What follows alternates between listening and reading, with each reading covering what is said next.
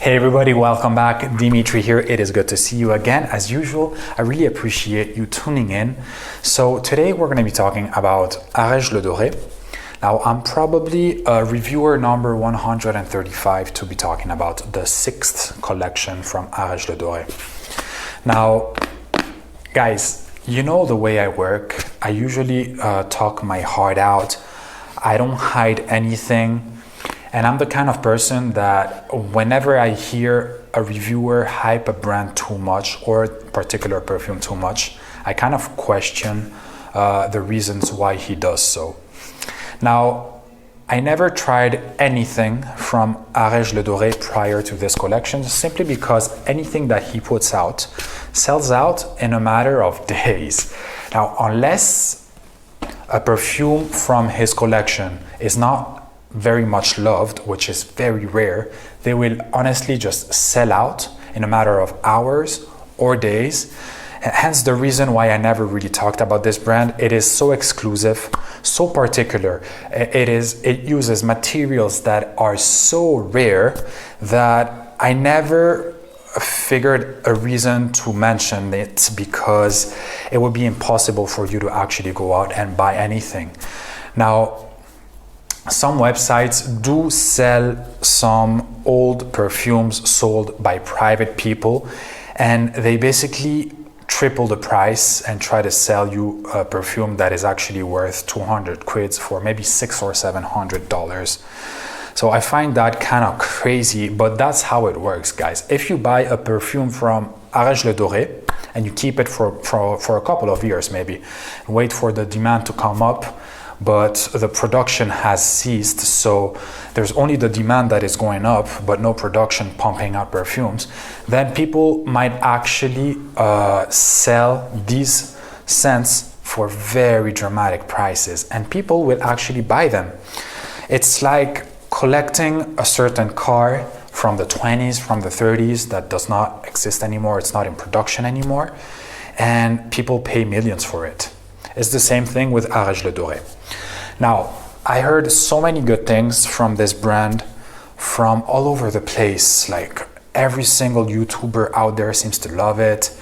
Reviewers on Fragrantica, on Base Notes, and on many other websites seems to adore it and cherish their bottles like it was gold. So I was really hyped up when I got my sample pack. I got this maybe 10 days ago, 12, yeah, about 2 weeks ago, no more than that. I tried all of them.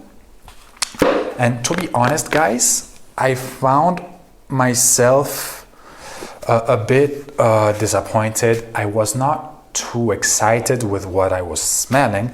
And the reason is probably because in this moment, Areej le Dore is Russian Adam, who is the perfumer behind Areej le Dore, is focusing on using very particular materials that are called vintage or old, or really old stuff. Now, I follow him on Instagram. I adore what he's doing. He has the chance of working with some very particular materials, and God only knows how he finds them. You should check out his channel, by the way. I really love his artistic side, and I understand if people really follow his whole craze, because I am sure that his previous collections were amazing, but when it comes to the 6th collection, I don't find any of these, except for one, to be to my taste personally. If I had to buy one, it would be the last one that I will talk about. But before I get there, you must know, guys, that 2 of these perfumes got me kicked out of my bedroom. So I had to wash them off the first time that I tried them, because my girl could not stand them. But that's not the point. When you buy a perfume from this kind of brands, this kind of particular house that work with very strong materials, you're doing it for personal pleasure. You're not doing it to please the masses. You're not doing it to get compliments. You're doing it because you want to experience the natural materials that exist outside of IFRA compliant countries.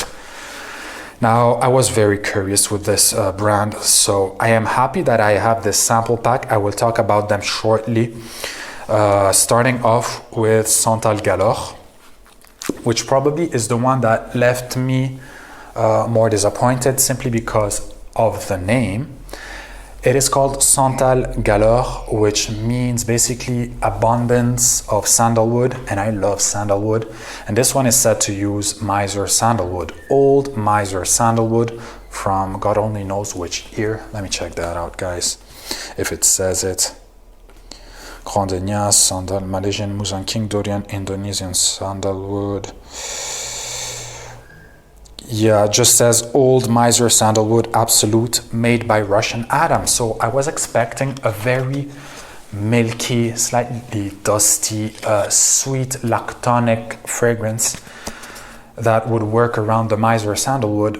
But what I found is that this is mainly a rose-based perfume with some powderiness and a fruity accord that completely eclipses the miser sandalwood.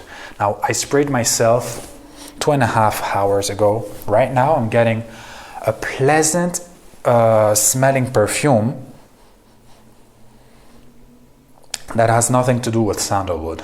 So, do not go out and buy this perfume whenever it comes out thinking that you're gonna get the best sandalwood based perfume ever, because you won't. This is not an abundance of sandalwood. This is a fairly average vintage style, powdery, rosy, fruity perfume. Nothing more, nothing less. So there's not much for me to talk about with this one, except for the fact that I was expecting more. And if Russian Adam ever listens to this review, I hope he does, I just want to tell him thank you for putting out all these very particular scents for us to appreciate. But I really wish that he went back to his roots and came up with perfumes that worked around a lovely oud, a beautiful ambergris, and a fantastic miser sandalwood, and put a few touches here and there just to amp up those main notes instead of covering them like Santal Galore did. A bit disappointed. Now, next up, Agar de Noir. Now this one, guys, got me kicked out of my bedroom along with another one. So I sprayed it here before. Guys, it opens up with a pretty straightforward oud accord, and you get that oud. It is a kind of an astringent oud. It makes your nostrils kind of go like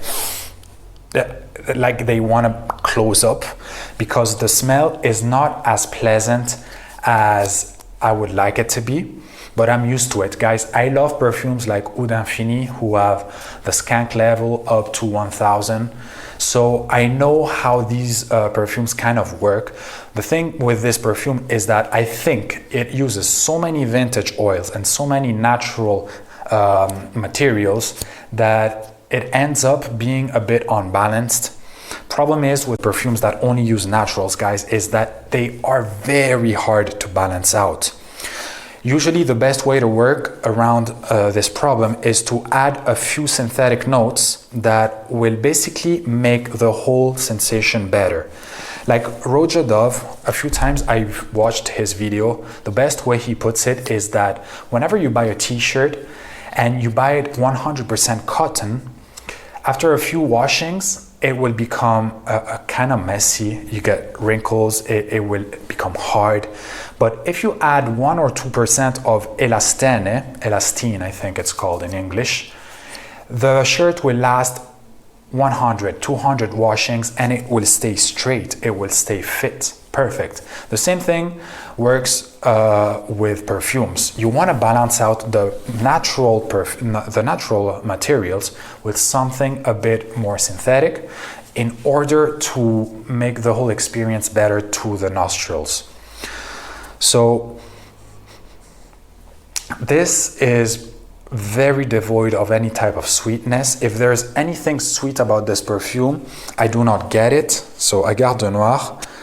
At the base, they put some benzoin, some labdanum, some tonka bean. So I get no benzoin, no vanillic benzoin. I get no tonka bean, no coumarinic feeling at all. I get the leatheriness from the labdanum for sure. So it says vintage spice tincture of cardamom, kind of spicy, yes. And that vintage theme kind of comes around quite often with this whole collection. It gives me the impression that it's like very old. It's kind of musty, like there was mold in the perfume, if that makes sense. I don't mean to disrespect Russian Adam. I see the artistic side of this perfume for sure. This is just like a Picasso, you know. Not everybody will enjoy watching a board from a Picasso drawing, especially during his cubic period, because it looks messy, but I can see the value in it. The same thing happens with Areej le Dore. I see the value, but it's a bit messy, if you know what I mean. Oud from Laos, oud from India, vintage Arabia and violet accord. I definitely get the powdery violet accord from 1920 again, so very old stuff. Quite unfortunate. So I understand why I got kicked out of the bedroom with this one. It is quite strong. Not too animalic, but quite strong nevertheless. So next up, boys and girls, we're gonna go with Musk Love. This one also got me kicked out, by the way. So apparently these are the two most unfriendly. So Lave stands for lavender. I don't mind this opening, to be honest. It is fresher than the previous one, but also kind of musty. You get a lemon accord, but it's as if the lemon has been put in a jar of water and salt and kept there to macerate for ages. Guys, I traveled to Morocco not too long ago and I brought back preserved lemons. And this is the kind of feeling that this gives me. When you cut through a preserved lemon, you get the lemon tartness, but you also get kind of a salty, weird, old smelling feeling. Very, very tart. Musty. I mean, musty is the word that would probably encapsulate this whole collection to me. I know it doesn't sound very good. It probably isn't. So what's in here? We have bergamot and lavender from 1920 again. Lavender Absolute from 1915, 1920. Osmanthus.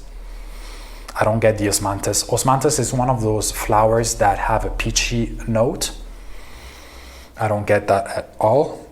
Aged Miser, Sandalwood, and Natural Wild Siberian Deer Musk. I do not get the sandalwood at all,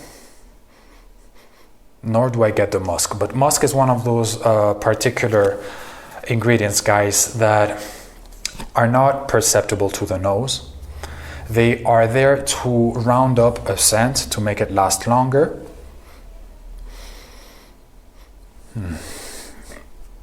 Iris Accord, Oak Moss, and Labdanum.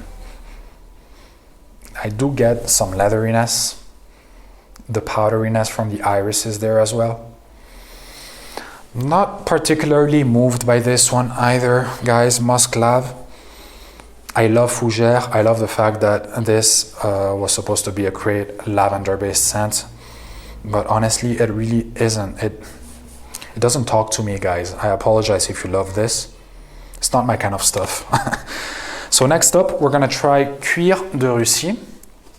This is a garment perfume, guys, simply because it uses a big amount of birch tar, so it could be harmful to your skin. And that already is something that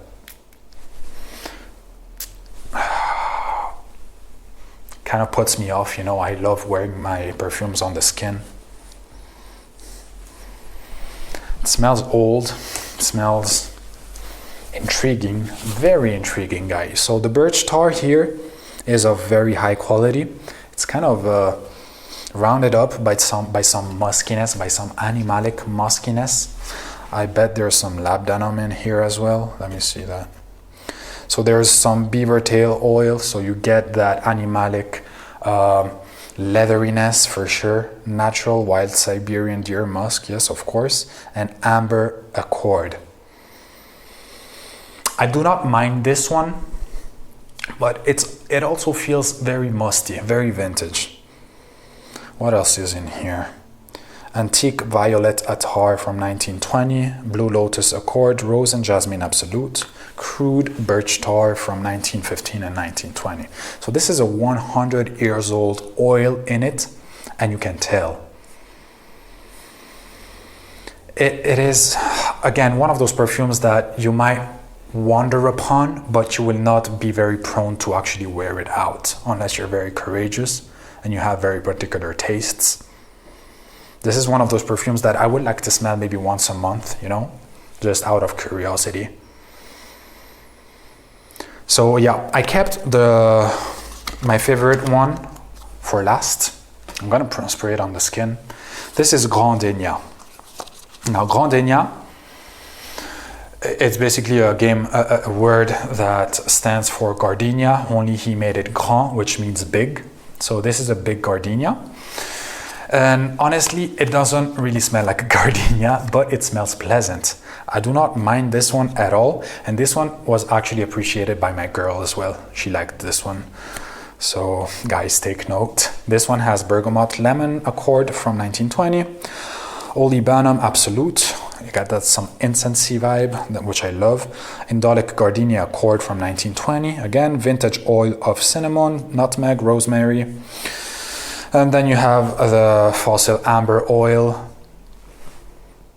Indonesian dark patchouli, black ambergris, myrrh, tonka, sandal floral blend from 1950, organic oud from a 30-year-old tree. I mean, he could be writing all this stuff and making it up. We'll never really know for sure. I want to trust him. I want to believe him. A lot of people respect Russian Adam, and I do as well, so I'm not going to question whatever he writes here. You can actually tell that these are very vintage materials, so I'm not going to question anything from whatever is written here. Infused with smoke and sinking Indonesian Malinau agarwood chips. He makes all of this by himself, by the way, so it's really hard for me to question the origin of his materials because he shows you everything on his Instagram page. Now a little goes a long way with this one. This is a powerful gardenia scent. This is good. I wore this 2 times already, and this is better than the previous time. So it gets better. The more you wear these kind of perfumes, the more you will start to appreciate them. So the first, I apologize for that. The first impression is that of a powdery, lovely bergamot blast, slightly medicinal, kind of reminiscent of a vapor rub, but not in a bad way. It's a very faint vapor rub feeling that it gives me. Definitely a floral accord. There's a rosy smell in there somewhere. The gardenia, guys, it's not the usual gardenia at all. Gardenia is known to be very powerful, very potent, almost addictive.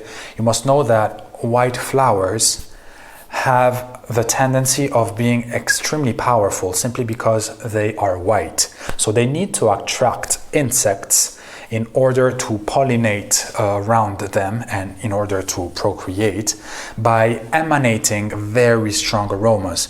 So if you see a beautiful colored flower that does not smell very good, well, the reason is because biologically it is meant to attract the insects with the color instead of the smell. White flowers don't have the color advantage, so they emanate very particular scents, just like jasmine, like tuberose, gardenia, of course. So I'm a big lover of white flowers simply because of that gigantic, opulent, fluorescent odor that it emanates. And I kind of get it in here, but it's also a bit more powdery than you would expect from a Grandenia. Indolic Gardenia Accord, Vintage Oil, Cinnamon, Nutmeg, and Rosemary. So yeah, you have a bit of an herbal, not too much. There's a bit of an herbal feeling, but mainly, for some reason, I get a Rose Accord. Slightly powdery and lemony. There was some saffron and a bit incensey, definitely from the fossil amber. Patchouli, I don't really get patchouli. Black ambergris, nice. Yeah, there's a bit of saltiness. It's really hard to pinpoint. There's always something new with this perfume. And also the other ones, guys, do not judge them by the first time that you smell them. The first time that I smelled these perfumes, I was not too impressed. I wasn't moved. Little by little, you're going to start discovering new nuances. But if you're hoping to find the perfume of your life in this collection, you probably should look elsewhere. This is something for the collectors, and that's it.